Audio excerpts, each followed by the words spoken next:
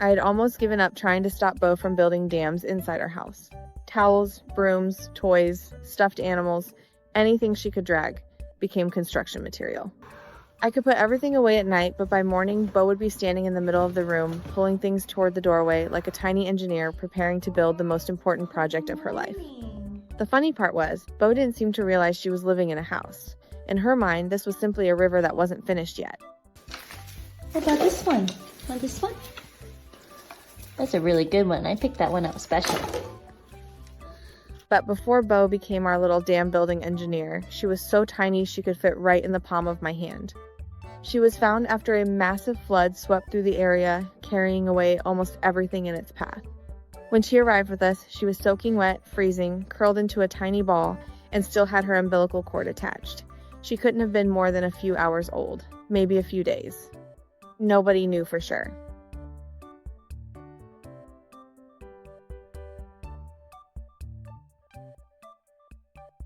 The people who found Bo discovered her nearly 200 yards from the river. A newborn beaver couldn't have made it that far on her own unless something terrible had happened. There was no mother, no siblings, no sign that her family was still nearby.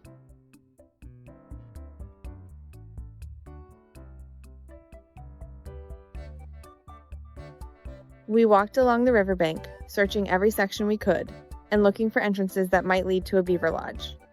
But beavers don't build their homes the way most people imagine. Much of their shelter is hidden underwater, and they're extremely territorial animals. Putting a strange baby into another beaver family isn't necessarily giving her a second chance. Sometimes it can actually put her life at risk. Eventually, we had to face the truth. Bo really was alone.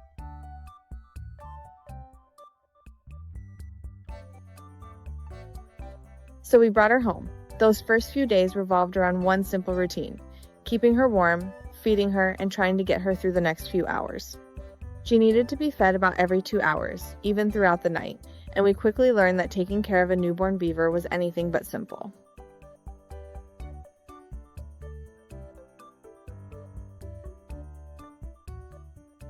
Bo ended up at the veterinary clinic twice. There were moments when I honestly thought we were going to lose her, but somehow, every time, Bo surprised us.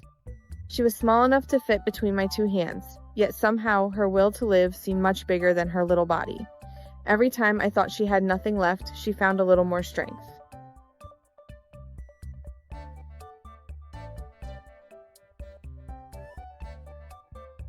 After a few weeks, Bo developed a habit I'll never forget.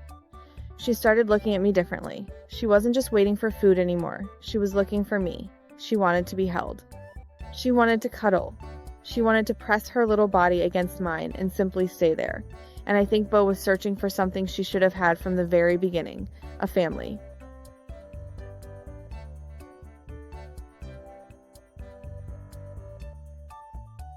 Sometimes Bo would lie in my arms, breathing softly and looking at me as if the whole world might disappear if I walked away.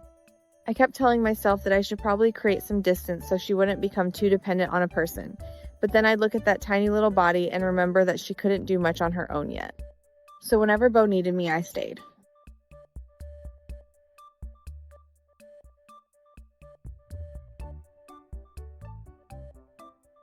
When Bo was around 12 weeks old, she started doing something that was both surprising and hilarious. She started building dams, not outside in nature, right inside our house. A broom became a branch. A towel became a barrier. Toys became logs. Even stuffed animals were dragged into the construction zone.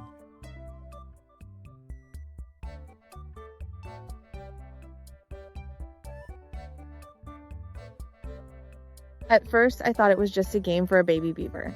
But the more I watched her, the more I realized how powerful those instincts really were. Bo would dig, pull, arrange, and rearrange everything as if she were actually trying to control the flow of a river. The only difference was that instead of a river, she was trying to turn our house into a little world of her own.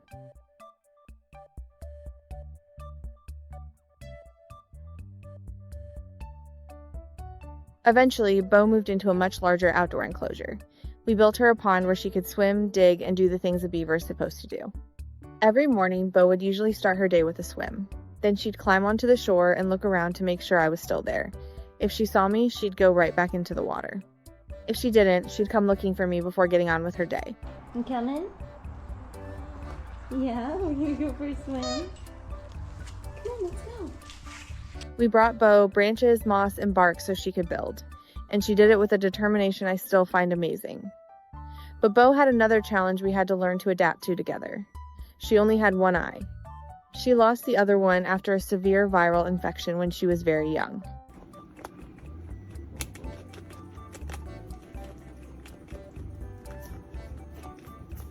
Sometimes Bo would bump into things or get a little disoriented, but what amazed me was how rarely she let that stop her. She learned to use what she still had to make up for what she'd lost. She kept swimming. She kept digging. She kept dragging branches around. She kept building dams. Maybe that's the thing I've come to understand most about Bo. She simply doesn't know how to give up.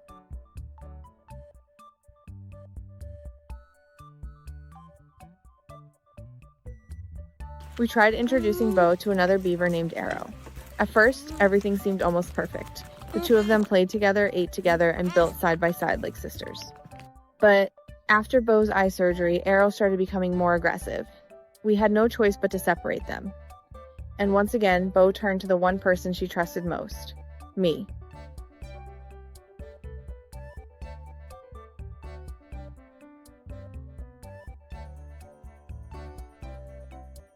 I tried stepping back a little, hoping it would help Bo become more independent, but her reaction broke my heart. She started losing weight and stopped eating. That's when I realized the problem wasn't that Bo didn't want to grow up. She simply needed to feel like she belonged to a family.